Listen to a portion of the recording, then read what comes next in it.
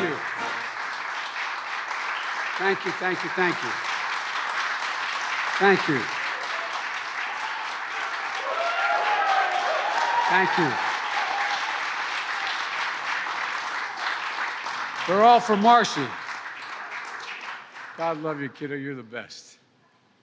Before I began, I want to just point out I was having just sitting talking for a second with the director of HUD and a former congresswoman just on the other side of this district. And she said something that reminded me of what I miss as well. She said, "It's so good to be home in Ohio." No, I really mean it. And I said, "You're probably the only one here that understands that every time I get a chance, I go home to Delaware." You think I'm joking? I'm not. I represented Delaware for 36 years as a United States Senator. And just like most congressional districts, the good news is the bad news. Everybody knows you. Well, it's great it's great hearing you say that. It's great hearing you say that. Well, Administrator Regan, I talked him into coming out of what they consider God's country down there in the Carolina area. And he came up and took on this job. And as I said, and a proud daughter of Ohio, Secretary of Housing and Urban Affairs, Marcia Fudge, who's represented the district as well. And Mitch Landrieu, who's leading the implementation of our infrastructure. Where are you, Mitch? They don't know anybody from New Orleans down here. He used to be the mayor of New Orleans, and I called him. Mayors know how to get things done, as the mayor will tell you here. And I called him, asked him to come up, and would he be the hands-on guy to actually implement the law, implement it, get it done, and let people know how they can access it. And Brenda Malloy, chair of our Council of Economic Quality. Brenda, where are you? There you are. Thank you, Brenda. We rode up together on the aircraft together, and it's great to have you as well. I also asked to say hello from someone who you know in Lorain, but couldn't be here today. A tremendous fighter and Ohio for Ohio workers, and a guy who could easily be standing where I'm standing right now, Sherrod Brown.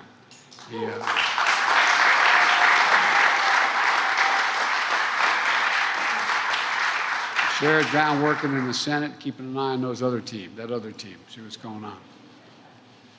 It's good to see you, Congresswoman Shontel Brown. Where are you, Shontel? I said, there you go, right in the front there. Congratulations, and it's great to have you here.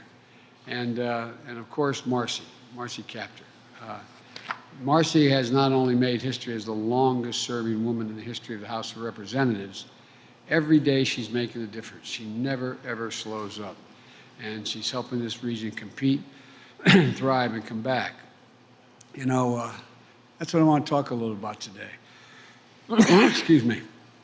The historic investment we're going to make to restore the Great Lakes, strengthen the region's economy, provide clean drinking water, clean up our communities, and create good-paying jobs. A year ago, when I spoke at a joint session of the Congress, I was coming off the podium, the platform, and Marcy came up to me, and with all the press in the gallery looking down, handed me a note, a letter. And the commentators and reporters were so damn curious, what did she hand you? What's in that note? And I said, I can't tell you. No, well, if you know Marcy, you know what that letter was about. The Great Lakes. The Great Lakes. She described the treasure the Great Lakes are. They connect 8 states, 2 nations. They provide more drinking water than any set of lakes in the world, and more than 40 million people benefit from that. They support more than 1,300,000 jobs in manufacturing, tourism, transportation, warehousing, farming, and fishing. And they're essential to shipping goods made in the Midwest all across the country and around the world. Generations of families have depended on them on the boating, fishing, and hunting and swimming that they provide for everyone in this region, those who come and visit.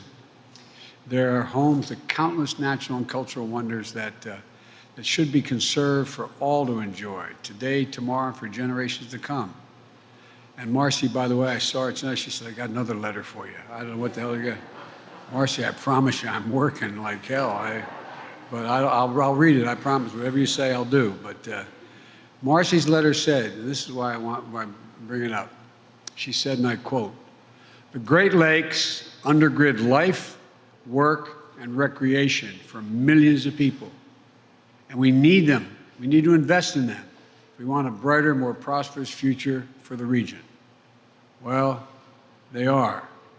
They are, and we are going to. We're investing like never, ever in history. Back in 1987, an independent commission identified 43 places called areas of concern along the Great Lakes. There are areas where pollution, as EPA director said, where pollution from industry runoff, from agriculture, poor wastewater treatment, put the Great Lakes and everyone who depends on them at risk. 26 of these areas are on the United States side of the border. 12 of them are in Canada, and 5 are shared between the United States and Canada. And our mutual nations made a commitment to clean them up, to be good partners, to protect these shared treasures.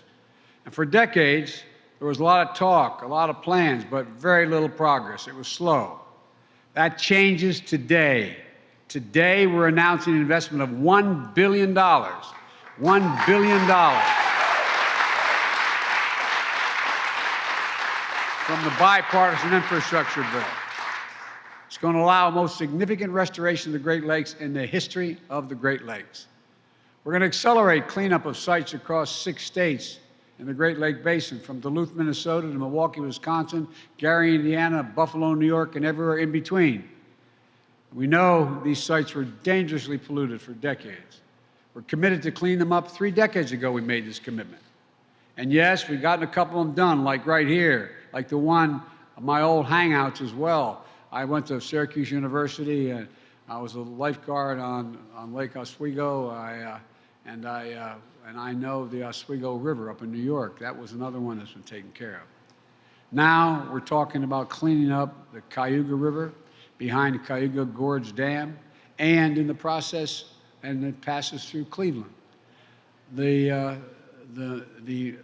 I always mispronounce it, the Mawami River, right? Wami River in Toledo. I can say Toledo. Restoring the shoreline around the Detroit River in Michigan, the St. Louis River in Minnesota and Wisconsin, the Grand Calumet River in Indiana, and so much more. Dredging polluted sediment, restoring wetlands and habitats, making the water safer for swimming, fishing, drinking, providing habitats for wildlife and wildfowl. And the study found that every dollar we spend cleaning up the Great Lakes generates between $3 and $4 in economic benefit. That's a fact. And it's a really good investment. These are not only investments in we're making the Great Lakes. Last month, we announced over $500 million to upgrade the Sulaks in Michigan, which connect Lake Superior and the Great Lakes.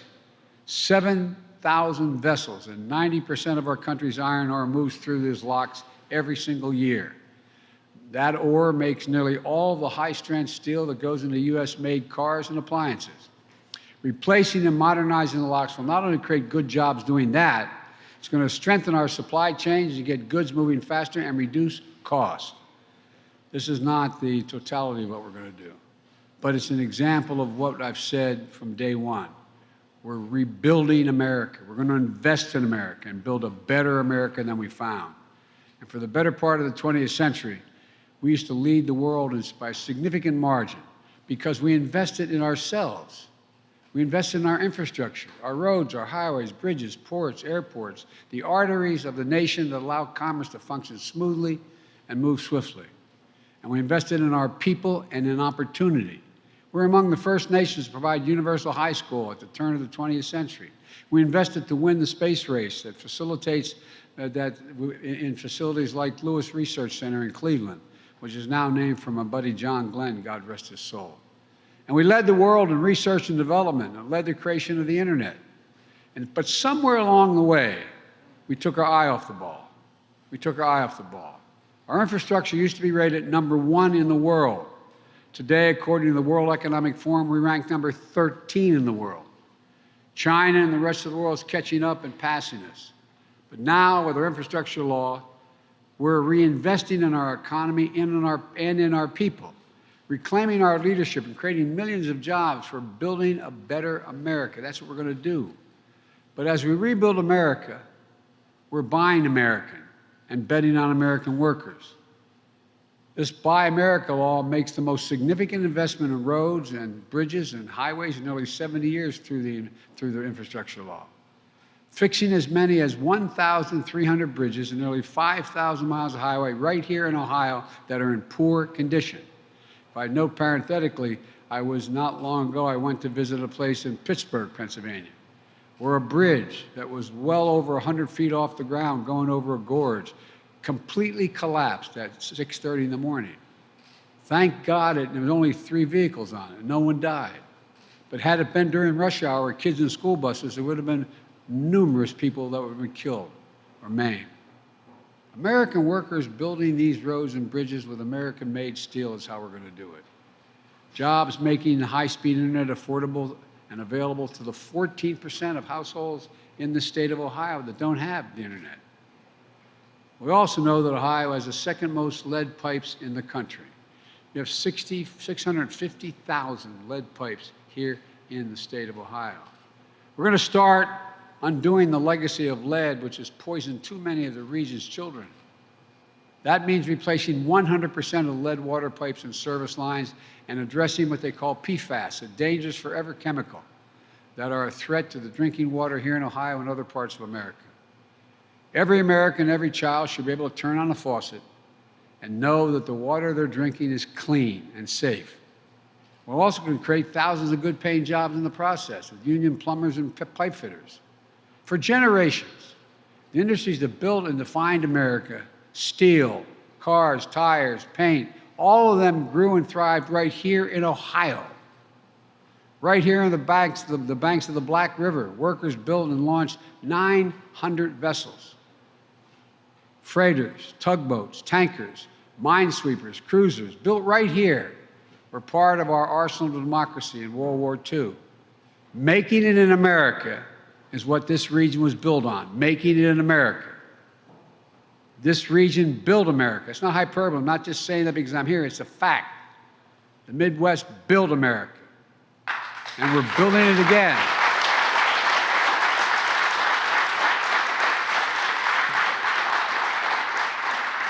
Again, you've heard me say this often.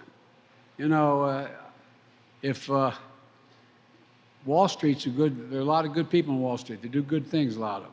Not all, but a lot of them. And guess what? The fact of the matter, Wall Street didn't build America. Ordinary middle-class people built America. And manufacturing and unions built the middle class.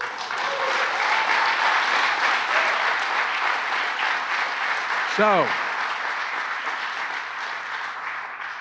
we're bringing manufacturing jobs back, taking supply chains back home from abroad so we have better jobs and lower prices. And now, instead of losing manufacturing jobs, since I came to office with the help of the congressional delegation down here, we have added 375,000 manufacturing jobs in 1 year. In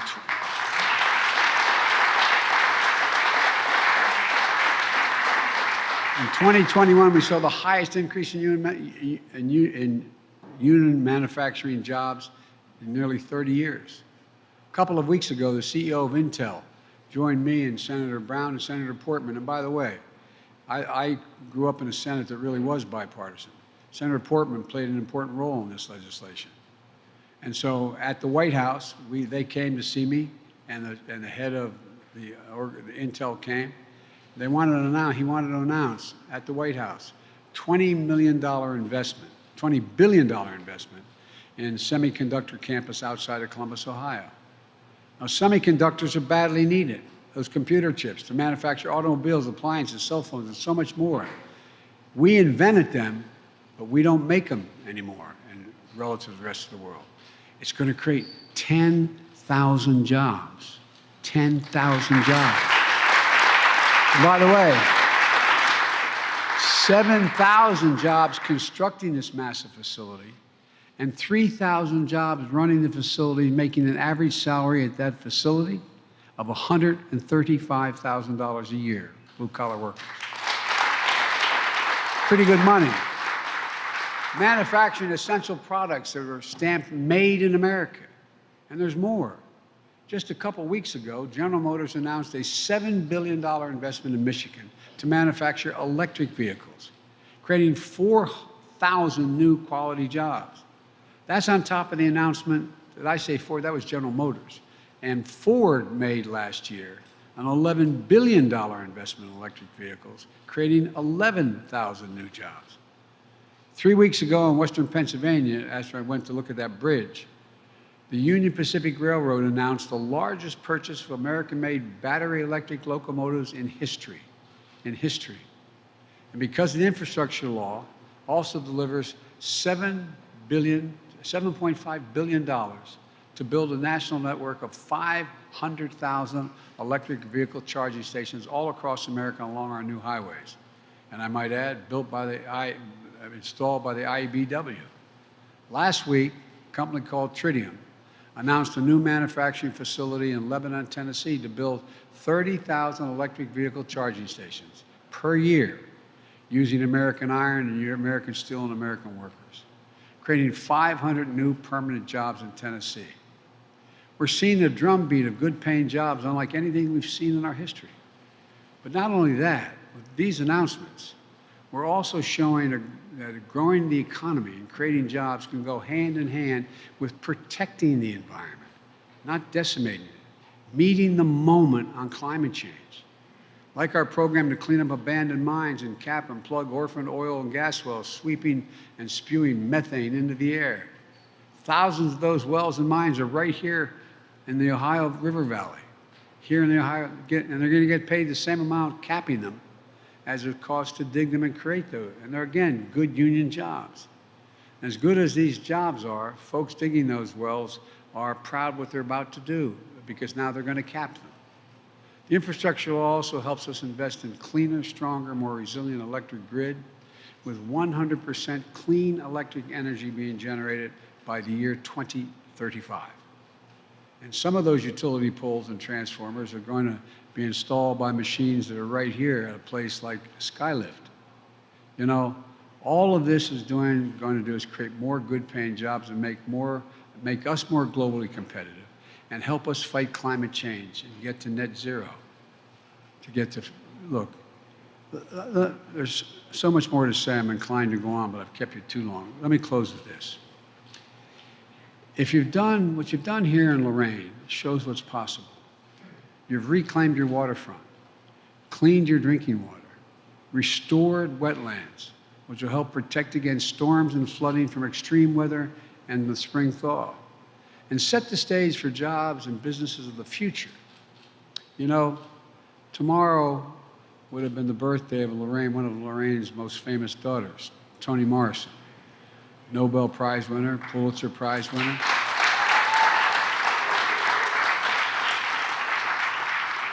And I might add, my wife was an English teacher and professor in college. The First Lady's one of her favorite authors. I remember her going over to Princeton to interview Toni Morrison for a paper she was doing for one of her doctorates. Her doctorate, not one. She has a couple of masters, one doctorate. Toni Morrison is also the mother-in-law of the chair of my economic council, my economic advisors, Council of Economic Advisors, Dr. Cecilia Rouse. Toni passed away a couple of years ago. The reason I mention her is not because of her relationships to the administration, but her words that she told us to live by. She once wrote, quote, "We got more yesterdays than anybody. We need some kind of tomorrow. We need some kind of tomorrow." Places like Lorain have a lot of proud yesterdays. Now they're going to have some brighter tomorrows. And because of all of you. Well, God bless you all. May God protect our troops. And the reason they tell me I've got to head out, I hadn't planned on going immediately, is because of weather going back to Washington. And there's a little thing going on in Europe right now. And so may God bless you all, as I said, and may God protect our troops. Thank you, thank you, thank you.